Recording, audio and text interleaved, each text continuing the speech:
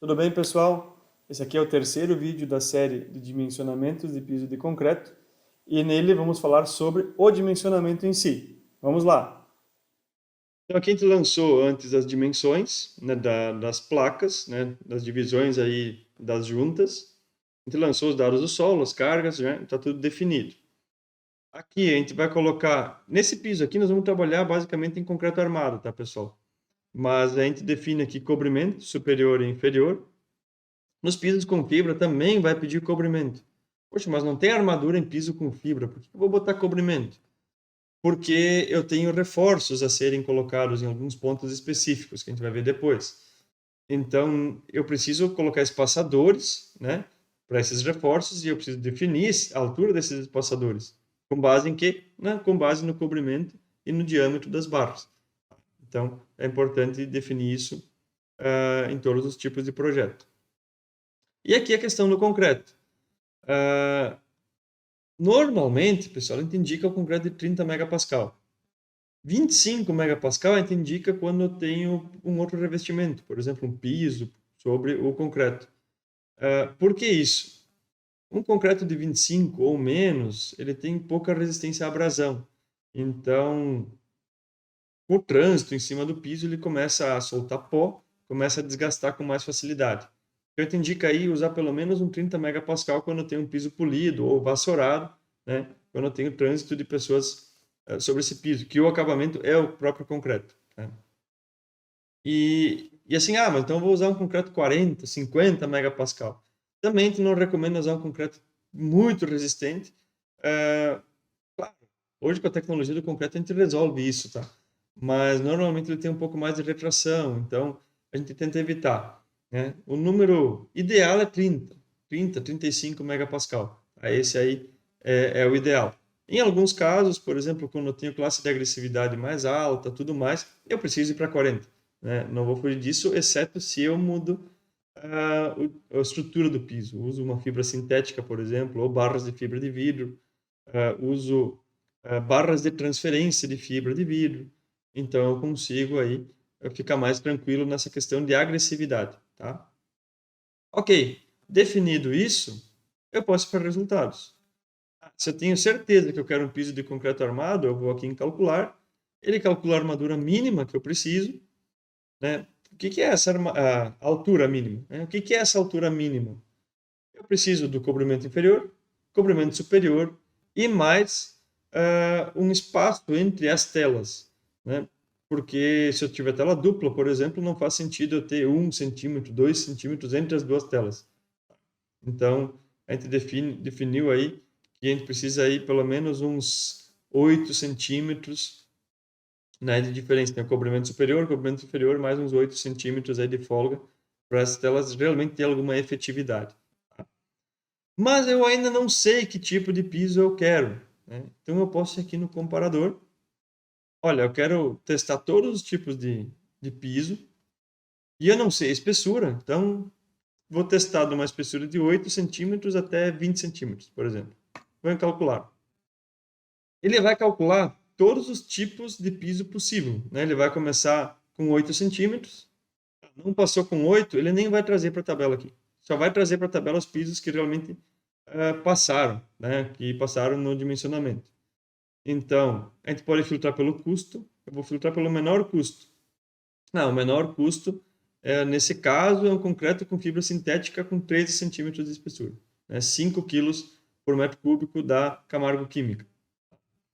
Depois fibra metálica e tal. E aí lá embaixo, ó, eu tenho concreto armado de 15 centímetros, Q159 na parte superior, na tela superior, e Q159 na tela inferior.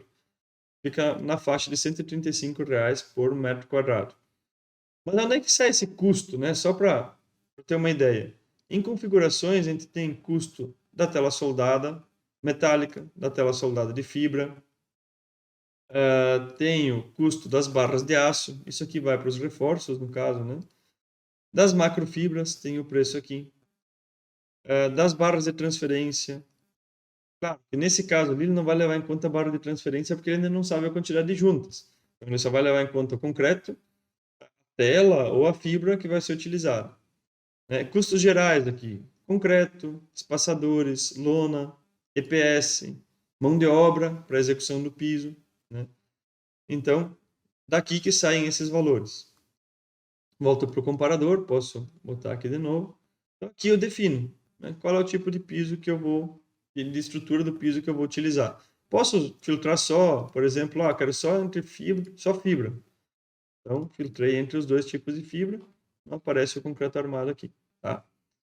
Mas, enfim, esse primeiro aqui eu vou fazer em concreto armado, e depois, outros vídeos eu vou falar sobre fibras, vou falar sobre barra de fibra, tá? Então, eu botei aqui 15 para não ficar uma altura quebrada, né? 14,5 é meio estranho.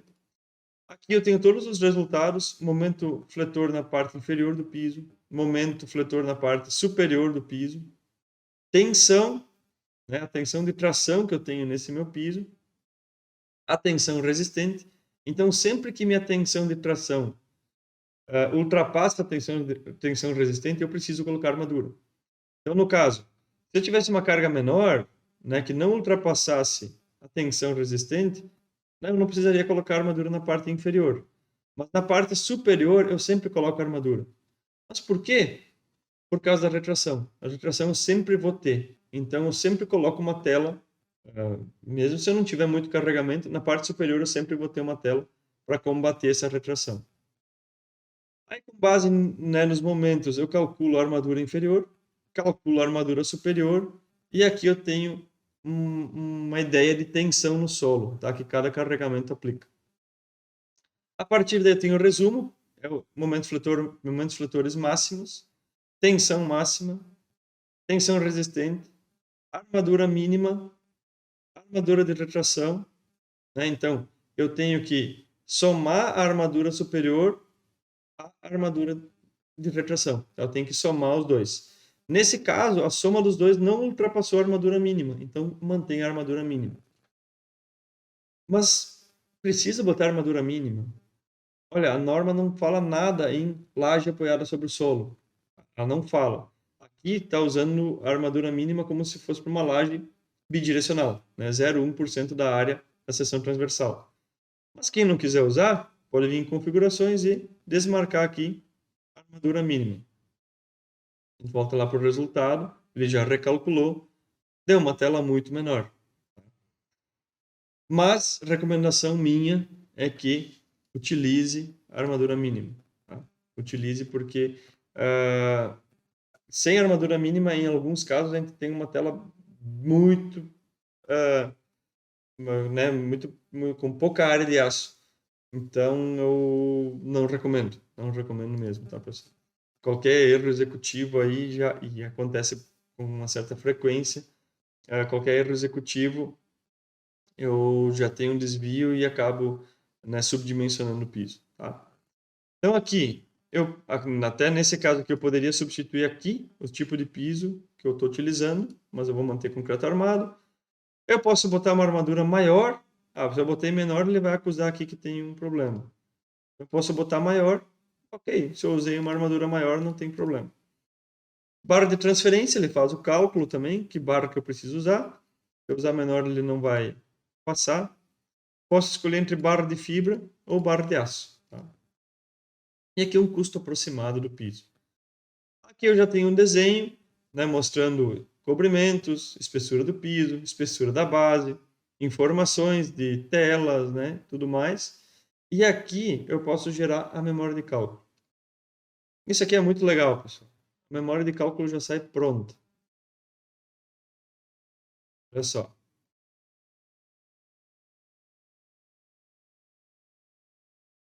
Ele traz todas as informações do piso, largura máxima da placa, comprimento máximo de placa, tensão do aço, CBR, informações das cargas, cálculo dos esforços para caminhão, todas as fórmulas aqui, carga de empilhadeira, carga distribuída, carga pontual, carga linear, tudo editável, pessoal. Então, se você precisar mudar alguma coisa, está tudo editável, não está em PDF.